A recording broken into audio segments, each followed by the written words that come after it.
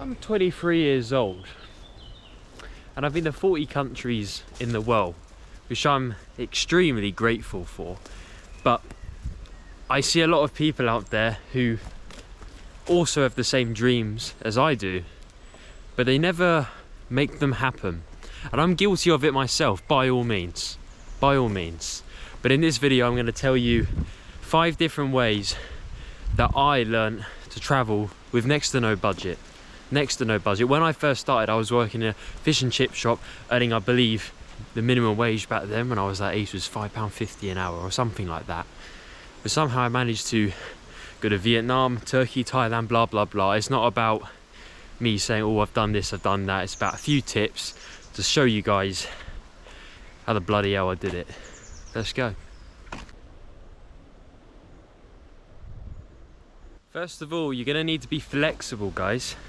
So many people get tied up in their work and they live to work. That's not the way to lead your life. If you want to travel, you've got to get all of that mentality out of your head. And I know it's hard. I find it hard as well. I only get a certain amount of holidays a year. I have to work every bank holidays. It's hard. Speak to your boss, see what you can do, and just try and get as much flexibility as you can. So many people just don't ask. If you don't ask, you will not get. And you have to, because the price difference is absolutely night and day. For example, I'm planning on going to Asia this year, right? Either Thailand or the Philippines.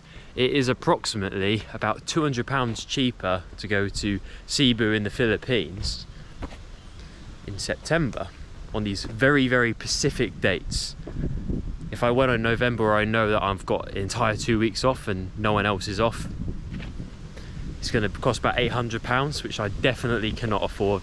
Be flexible, try it. If they say no, they say no. You never know until you ask at the end of the day.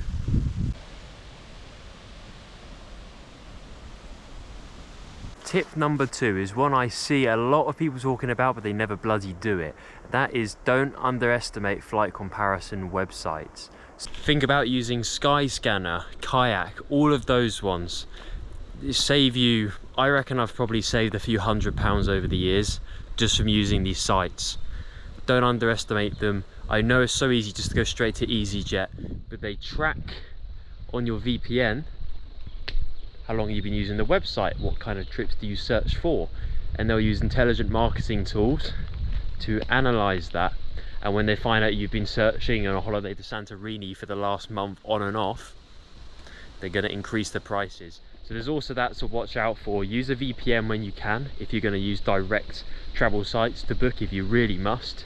But try and book it through Skyscanner. That's my number 1. Number 2, Kayak. Saved me hundreds, thousands of pounds throughout the years. Couldn't rate them anymore. Don't forget as well, guys, use cashback sites always. It's not going to save you any money whatsoever if you do use them, but it's going to give you a percentage of what you've booked back. For example, sometimes they even do boosted events, right, where you'll be EasyJet holidays, usually 1-2% cashback. They'll increase that to 5%, 10%. If you're spending £500 on a holiday, all inclusive, or £1,000, 10%'s a lot of money. Get you a few drinks. So yeah, definitely don't skip out on cashback sites. Quidco, top cashback, and even better, if you have a work one, it's probably going to get you a marginally better rate as well. So always check with your work if you've got any benefit site that you can use as well. This is a tip that I've actually never heard of before. Now that tip is compare different booking sites. No one ever does that. Compare every single one. Go on Google Maps, it will give you a price for booking.com, it will give you a price for hotels.com, Expedia, everything, and you can compare different comparison sites. You don't even need to go on individual ones, and that gives you the freedom to explore different prices. It makes you more competitive as a traveler. It really does.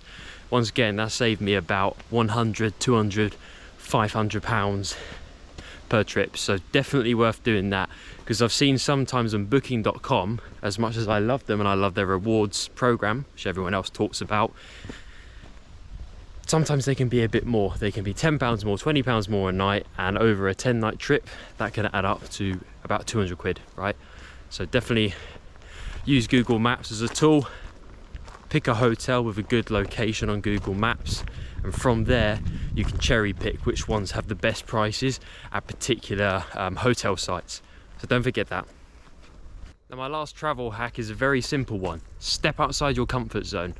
Think about how cheap Poland was, for example, many years ago. Many people associate with the Soviet Union, even though it wasn't in the Soviet Union, and all of that. But it's a beautiful place, full of decent people. Pierogi is one of the best foods in the world. I love sour cream. There's a lot of history there, and it's incredibly beautiful. Gdansk, Krakow, Wrocław, all of those places, right? Even Warsaw's got a very pretty old town. It's always worth going to a lesser visited place. Trust me, you're gonna be surprised. And a lot of people are venturing out into places like Poland and stuff like that now. But just start off with somewhere like that. Venture out to then Romania and then Albania, and just see how you get on. Or even if you go to Greece, go inland and explore something totally different that not many people visit. It's definitely worth it because it can save you a lot of money. Just right now, here's your homework. Go on booking.com, check out a hotel in Rome. Now check out the same hotel in a random town inland in Greece. The results are going to be shocking. Anyway guys, that's the end of the video. Thank you for watching. Hopefully any of these tips have taught you one thing that's different.